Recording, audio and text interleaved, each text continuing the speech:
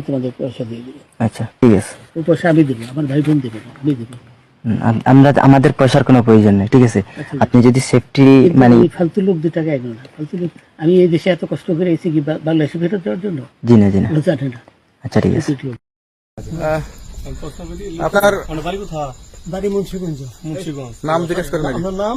আমার নাম বিচারপতি শামসুদ্দিন চৌধুরী মানিক। বিচারপতি শামসুদ্দিন মানিক। মানিক কে?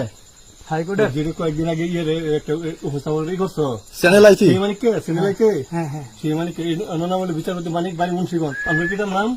পিতার নাম মরহুম আব্দুল হাকিম চৌধুরী। আব্দুল হাকিম চৌধুরী। গুড। জি। আপনি ইন্ডিয়া পালাইতেছেন কেন বলেন?